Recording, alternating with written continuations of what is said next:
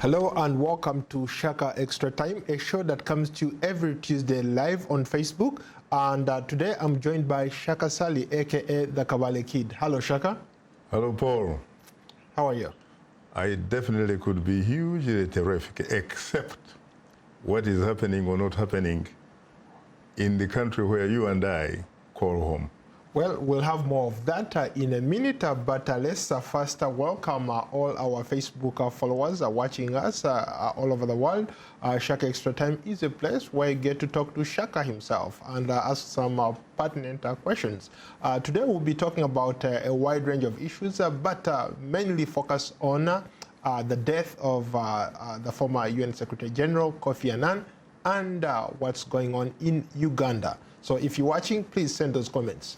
So Shaka, let's start maybe by talking a little bit about the death of the former UN chief, Kofi Annan. Some people call him the African statesman. Your reaction? Well, I don't know about being a statesman, but I think he really deserves a very huge credit, especially for being the political fire brigade back in 2007, 2008, when Kenya was about actually to pretty much ban, really. Well, yeah, he also has critics who say that, yes, he played a significant role in the Kenyan context, but when it came to Rwanda, he just stood by and just watched. I think some of those people who talk about Kofi Annan and Rwanda, frankly, don't know their facts well, nor do they probably even have their history really well, because let's face it, the last time I checked, Kofi Annan was not Secretary General of the United Nations when the Rwandan genocide occurred. That credit goes to the late Dr. Boutros Boutros-Ghali, the Egyptian and arguably the first African Secretary General of the United Nations. How about those who argue that he stood by and watched all these other conflicts take shape in Africa, or promoted and dined and with some of these dictators on the continent? You know, first of all, you really have to understand the role of the United Nations to be able to put it in the global political context. The highest position before Kofi Annan really was associated with in the UN system before he became the boss. He was the Under Secretary General for essentially what you would call peacekeeping operations, and therefore was obviously at the Secretariat. And in fact, people have criticized him for probably having not done much when Somalia probably occurred, because they say it was on his watch. People have criticized him for Bosnia-Herzegovina.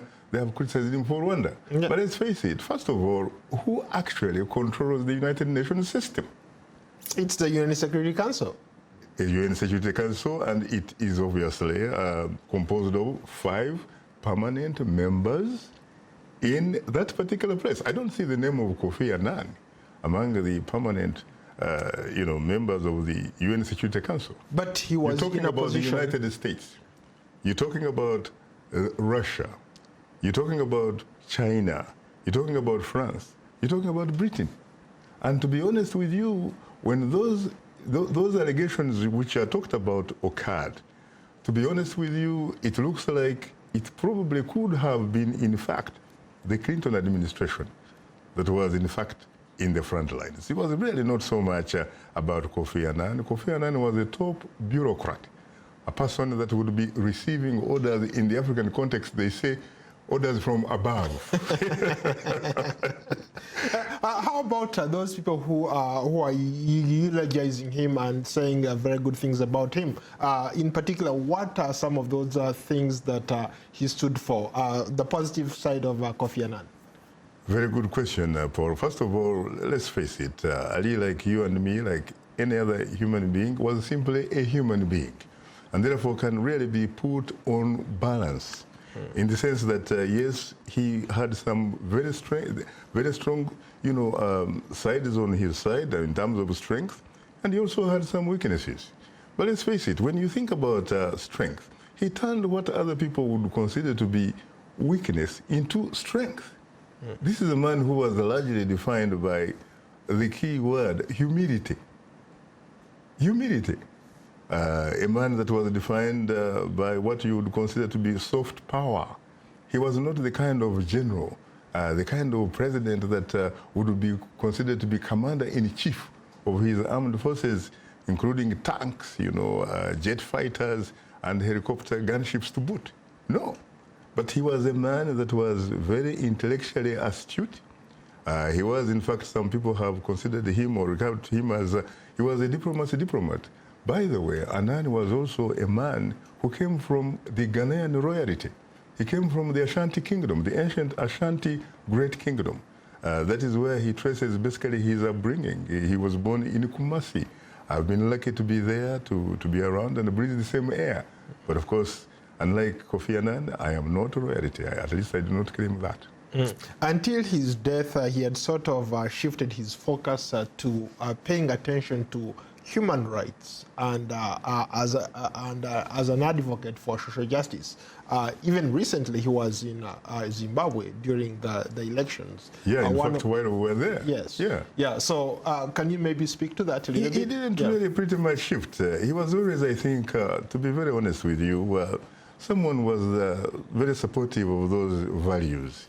Except that when you come to the situation where he happened to be a top bureaucrat in the United Nations, you have to understand that being a Secretary General involves really figuring out a way how to democratically dance around a lot of issues, especially when you have to satisfy, especially the egos of the 5 permanent members of the UN Security Council, which of course is in charge of global peace and stability. And look, he was at some point expected to serve as a secretary. And in other cases, he saw that he should probably serve as a general. And he himself has actually been on record that to be a very good Secretary General of the United Nations, there are situations that may require you to actually, in a sense, serve in a manner that reflects these 2 aspects of being a secretary sometimes and being a general at other times, and at some other times, perhaps, being a combination of the Secretary General. Interesting. Let's maybe switch our conversation to what's happening in Uganda. Interesting developments as of yesterday.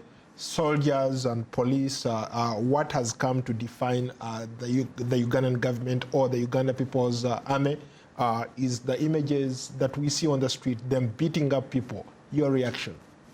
It is obviously most unfortunate, especially given that you and I have direct ties to the subject that we are talking about. You and I have made a couple of telephone calls, I know, and we've talked to some different loved ones and other people that we care for, we care about, and we've talked to some government officials, at least find their side of the story and all that kind of stuff. And of course, to tell you the truth, it doesn't look good. Why are we where we are? We're simply talking really about what you would call, a by-election that is not really very, very important, with the exception of the fact that it used to be, that particular constituency used to be represented by a man who was arguably very popular across the political aisle. I mean, this man used to be known as Mr. National Resistance Movement. Abiriga, I'm talking about Abiriga, who used to essentially don almost every aspect of fabric and what have you on his body reflected the ruling party colors, which were probably somewhere between yellow and mustard. Others might, of course, say gold or a combination of all the 3 elements. But frankly, did it really have to take, for example, the driver of Bobi Wine, a legitimate member of parliament, and a great Ugandan, African, and indeed global artist? Did it really have to take that man's life? Did it have to take, for example, the imprisonment of Bobi Wine, the imprisonment of one of the youngest members of parliament from Mityana, Chaze, that kind of stuff? Did it really to be all this? This was really to be some kind of very ordinary type of by-election where somebody, if you obviously have an environment that you could at least refer to as an enabling environment where people live their normal lives, people would simply have gone and voted either for or against one particular party or the other. Yeah. But at the end of the day, what do we have really? Yeah. It doesn't look like it was a celebration of sorts. Instead, it looks like it is a mourning, sort of political mourning situation. And let's face it, from everything I have seen, it would seem to me that at least the chairman of the National Resistance Movement, who also happens to be the president of the Republic, Yoweri Museveni, in terms of politics, really, he kind of like scored an own goal, scored a goal against himself. Because let's face it, Yoweri Museveni is in his early or mid-70s. He has been in power since 1986. He's not growing any younger. His future is not really ahead of him, even though he claims to be the only visionary Ugandan alive. His vision is behind him. And yet, the vision of the young man, Bobi Wine, is ahead of him. You know why? Because that man was only 3 years when Yoweri Museveni seized the power back in Kampala in 1986. Yeah. And his father, apparently, was one of the supporters of Yoweri Museveni. He was a very rich guy who had a big farm somewhere in central Uganda.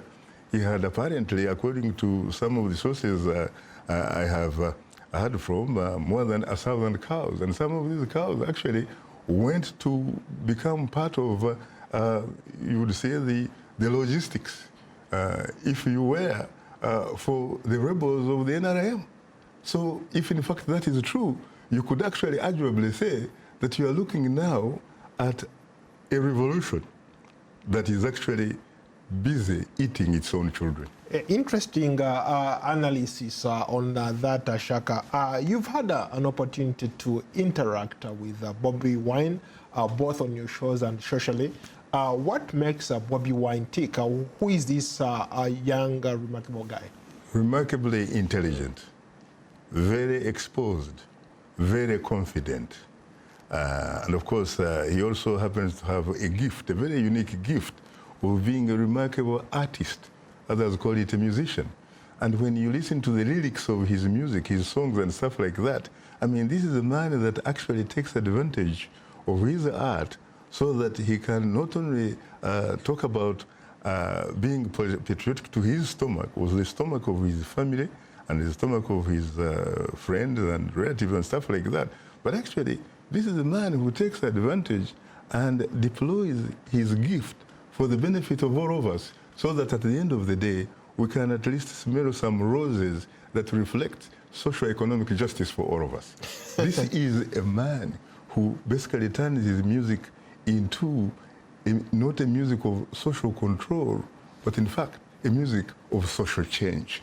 This is Bobi Wine. Very down to earth, laid back, very pleasant. You can't believe the kind of guy. That guy, he could very well be the future. Because let's face it, when we look at the technology that you guys have advantage of, especially when you compare and contrast our generation, for us, I have told you before that we are beneficiaries of the Gutenberg factor, the printing press. This thing is gone, man. Now it is the social media, the digital type of things. And this favors, guess who? Bobi Wine. All he has to do in terms of the basketball analogy, he basically has to do what they call just continue playing the ball so that he can simply... dribble. Yeah, he just dribbles so that he can just wait for his time. Because, let's face it... To score the three-pointer. He just runs the clock. Because, let's face it, Yoweri Museveni, as I told you, his future, despite his claims to being visionary, is behind him. Interesting. The hashtag Free Bobi Wine has gone global. It's the #1 thing on Google. It's the #1 thing on Twitter. Everybody is rallying. It appears that Bobi Wine's music does not only play in Uganda, but it's playing all over the world. His music transcends borders. And as a result, let's go to our Facebook comments. Let's start with Amanya Kevin, who says one of Bobi Wine's song, Freedom, it talks about how misleaders, how leaders become misleaders and mentors become tormentors. opposition becomes opposition. What's your take, Shaka? I couldn't agree with him more, really, because, in fact, when you think about it, people that have been in a position where they could really be like mentors to Bobi Wine, and even to you, and perhaps even to a certain degree to me, basically what they have really accomplished is talking the talk. The question is, how come they have not been able to walk that very, talk that they talk about? They need to walk that talk so that Ugandans and Africans indeed, and humanity really, can begin to walk the walk. When Bobi Wine was on your show, you asked him some very interesting questions that were intriguing. For example, you talked about, you asked him a question where, who is the primary stakeholder in Uganda? Is it the people or it's the current president? What was his answer? Well, I'm sure that you had the answer yourself. I think you had the answer, basically, saying that let nobody deceive you. The primary stakeholder is the Ugandan people. The Ugandan people.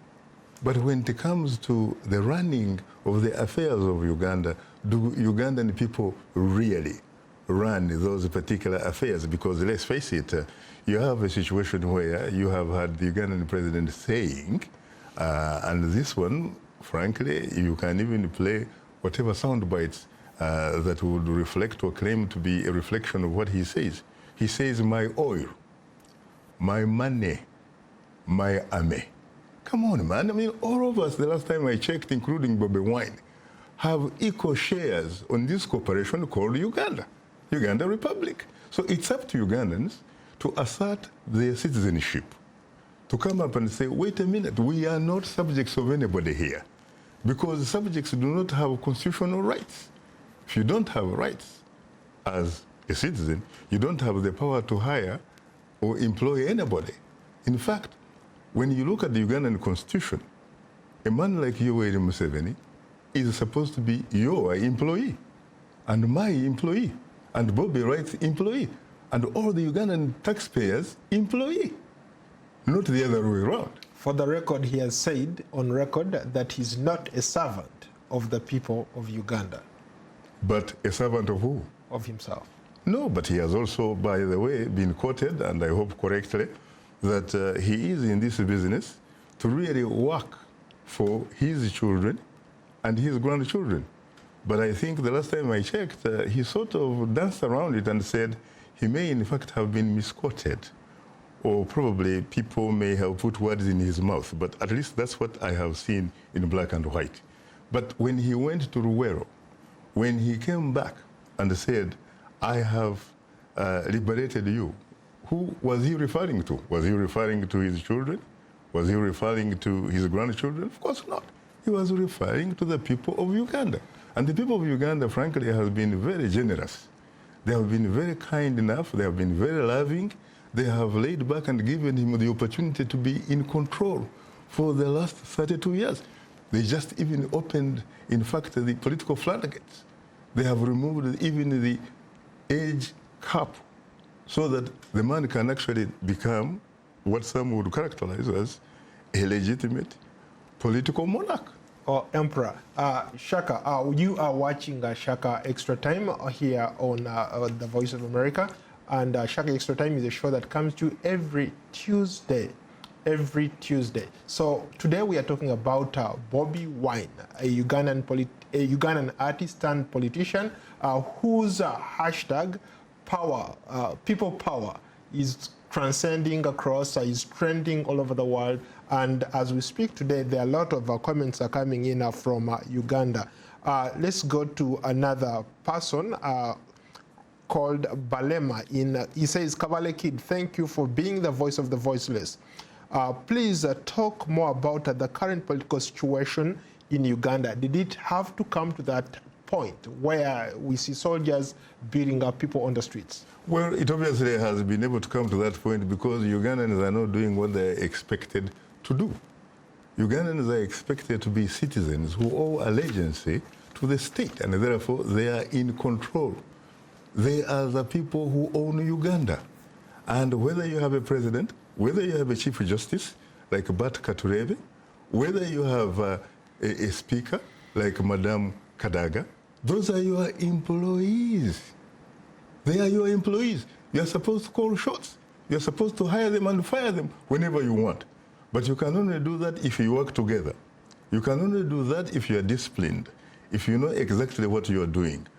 And I think, to be honest with you, when you look at people like Bobby Wine, when you look at the changing demographics that he reflects, not only within Uganda, but within the region, the continent, and the world, really, to be honest with you, when you look at the power of changing demographics of the younger people who happen to form a majority of the people in Uganda as I talk, whether it is a question of going to elections, if in fact they are elections, not selections, because there are a lot of elections in Uganda, frankly, there is evidence, incontrovertible evidence, to suggest that they actually have been selections.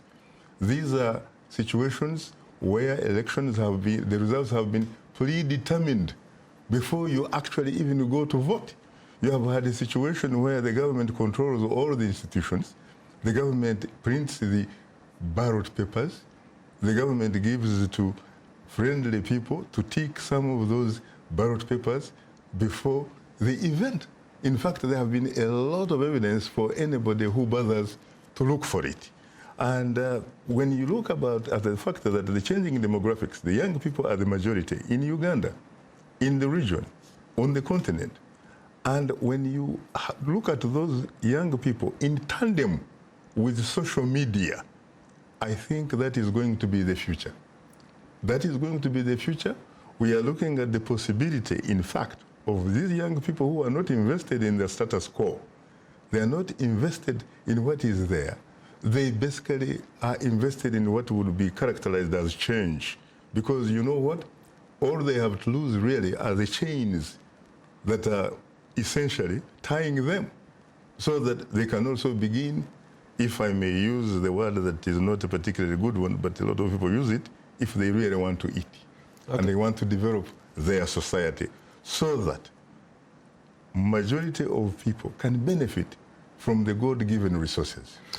Let's go to another Facebook comment here. Let's start with one. They say that what is President Yoweri Museveni scared about by him going after Bobby Wine? Bobby Wine is just an ordinary member of parliament. Why should the entire state unleash terror on just a member of parliament? And maybe another commenter from Sharon Bright Amanya. Please talk about the role of the international agencies in countries where the rule of law is not respected. I think to answer your question, which has two parts, one, of course, is why should really Museveni act the way he's doing against Bobby Wine when Bobby is simply an ordinary member of parliament? You're right. When you look at the numbers, for example, in the Ugandan parliament, you have more than 400 members of parliament, by the way, who do not even have where to sit. They can't even fit in that building. That beautiful building was not. Where are the Chinese when you need them? I don't know. Well, they built the office of the president, the office of the vice president, the office of the foreign minister. And they have also built this beautiful highway from Entebbe Airport, I think, to Kampala. But at least so far, unlike in Tanzania, unlike in Zimbabwe where we are, they have not built a parliament that can actually accommodate all the legislators that claim to be, claim to belong there. And so, in fact, if you looked at the numbers, if in fact you were to talk about democracy here, you looked at the mathematics. I was never, in fact, a mathematician. I happen to be, I would say, frankly, a very mediocre mathematician, and so probably my numbers wouldn't add up. But Museveni and his party have the numbers, and they are good at mathematics. They could actually push a bill into law anytime they want, even if they are sleeping. And he has also said previously, I hope he doesn't think that I'm misquoting him. He was actually campaigning at one time, and he said he really doesn't care whether, in fact, you can make a contribution when you go into that very important house. The only thing that he wants from you is when it comes to voting for his bill, at least you get counted. Ugandans have to know better than that. Ugandans have to distinguish themselves from that type of rhetoric. That kind of arrogance, really, political arrogance, that does not belong to Uganda. It doesn't even belong in a democratic society on this planet Earth. Shaka, tomorrow you're talking about the legacy of Martin Luther King Jr. There are a lot of Facebook comments here coming in. I think maybe people have been looking up what you're doing, and they want you to liken what's going on in Uganda, the likes of Kizza Besigye and Bobi Wine. Could they become the next Martin Luther King Jr.? They don't necessarily have to become the Martin or the Reverend Dr. Martin Luther King Jr. of the world. They can only become Kizza Besigye of Nyakajeme. Is it Nyakajeme? No. Rukunjiri. Yeah, Rukunjiri is a very larger place, but I think he comes from somewhere there. And they can also become Bobi Wine from Chadondo. They can even do better than that. I think the aspect that they have in common is, for example, that Dr. Martin Luther King Jr., who actually happened also, by the way, not to be a physician, and therefore even if you are sick, you shouldn't expect him to treat you because he had no clinic, but he had the pulpit. And that pulpit, my brother, was great. That pulpit was great because he once said that injustice anywhere is injustice everywhere. So in this particular case, Uganda obviously is under the microscope as far as Martin Luther King Jr. is concerned. And when it comes to racism, he once said that he had a dream that one day his children would be judged not by the color of their skin, but by the content of their character. So these are some of the things that are very, very important and very universal in terms of values. And so people like Besigye, people like Bobi Wine, and all these Ugandans and Africans who are on the side of democracy, on the side of freedom, on the side of socio-economic justice for all of us, are on the same page with the late Reverend Dr. Martin Luther King Jr. So, Shaka, our final question. What lessons do we learn from this whole fracas in Uganda? I think what it is that Ugandans, as I said, they need to be disciplined, they need to be united, they need to be able to come together and speak with one voice. And in fact, among other things, they could say, you know what, President Yoweri Museveni, we have actually been lucky that you have been our president. You have served for the last 32 years. You have done some good work. You have done some other work that is not so good. I think it is time for you to step aside, pass on the baton to the younger generation like Bobi Wine, so that Uganda can shine more, it can develop, and it can do the things that is expected of by its daughters, its sons, its aunts, its uncles, and our grandparents. Shaka, very briefly, how about those people who said that Bobi Wine supporters attacked the convoy of President Yoweri Museveni? It's very unfortunate if, in fact, his supporters attacked the convoy of President Yoweri Museveni, because it is not only, in fact, a convoy of President Yoweri Museveni. Since they are the ones who hire President Yoweri Museveni, that convoy, in fact, belongs to them, as much as it belongs to the president. Well, Shaka, on that note, unfortunately, we've run out of time, but this has been a very, very interesting conversation. And to you, all our fans out there watching us on Facebook Live, Shaka Extra Time is a place where you get to talk to Shaka and ask a lot of questions. Until then, so long from Washington. Thank you so much.